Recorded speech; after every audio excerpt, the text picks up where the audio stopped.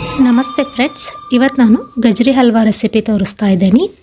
ನಾನು ಗಜರಿಯನ್ನು ಸರಿಯಾಗಿ ಹೆರೆದಿಟ್ಕೊಂಡು ಅದಕ್ಕೆ 3.5 ಕಪ್ ಗಜರಿ ಇದೆ, ಅದಕ್ಕೆ ನಾನು 1.5 ಕಪ್ ಸಕ್ಕರೆ ಹಾಕ್ತಾ ಇದ್ದೀನಿ. ಸಕ್ಕರೆ ಇದರಲ್ಲೇ ಕರಗಬೇಕು, 1 ಗಂಟೆ ಹೀಗೆ ಇಡಬೇಕು. ಫ್ರೆಂಡ್ಸ್, ಇವಾಗಿದ್ದು ಸಕ್ಕರೆ ಎಲ್ಲ ಈ ಗಜರಿಯಲ್ಲೆಲ್ಲ ಮೆಲ್ಟ್ ಆಗಿದೆ. ಇವಾಗ ನಾನು ಇದನ್ನು ಕುದಿಸ್ಕೊಳ್ತೇನೆ. ಇದನ್ನು ಹಲವಾರು ವಿಧದಲ್ಲಿ ಕೂಡ ಮಾಡ್ತಾರೆ. ನನಗೆ ಈ ರೆಸಿಪಿ, ಈ ಮೆಥಡ್ ಈಸಿಯಾಗಿರೋದ್ರಿಂದ ನಿಮ್ಮ ಜೊತೆ ನಾನು ಇದನ್ನು ಶೇರ್ ಮಾಡ್ಕೊತಾ ಇದ್ದೀನಿ. ನೀವು ಟ್ರೈ ಮಾಡಿ ನೋಡಿ ಫ್ರೆಂಡ್ಸ್, ತುಂಬಾ ಚೆನ್ನಾಗಿರುತ್ತೆ. ಇದನ್ನು ನಾನೀಗ ಒಲೆ ಮೇಲಿಟ್ಟು ಕುದಿಸ್ಕೊಳ್ತೇನೆ. ಈಗ ನಾನು ಇದಕ್ಕೆ ಇಷ್ಟು ಚಿಟಿಕೆ ಉಪ್ಪು ಹಾಕ್ತಾ ಇದ್ದೀನಿ. ಇದರಲ್ಲಿರುವಂಥ ನೀರಿನಂಶ ಹೋಗುವವರೆಗೂ ನಾವು ಇದನ್ನು ಕುದಿಸ್ಕೊಳ್ಬೇಕು.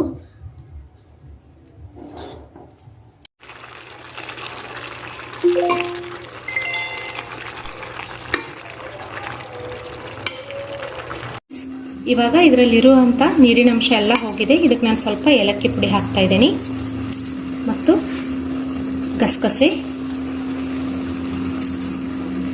Dry fruits. ನಾನಿಲ್ಲಿ ಗೋಡಂಬಿ ಮತ್ತು ಬಾದಾಮ್ ತೊಗೊಂಡಿದ್ದೀನಿ, ಕಲ್ಲಂಗಡಿ ಬೀಜ ತೊಗೊಂಡಿದ್ದೀನಿ. ಕಲ್ಲಂಗಡಿ ಬೀಜ ಹಾಕ್ತಾ ಇದ್ದೀನಿ.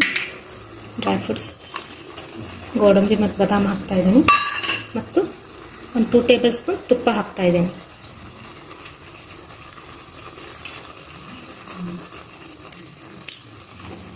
ಇದನ್ನೇನೋ 1 ನಿಮಿಷ ನಾವು ಇದರಲ್ಲೇ ಕುದಿಸ್ಕೊಂಡು ಇದಾಗಿದೆ.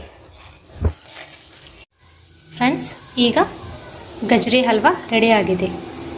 Thank you friends.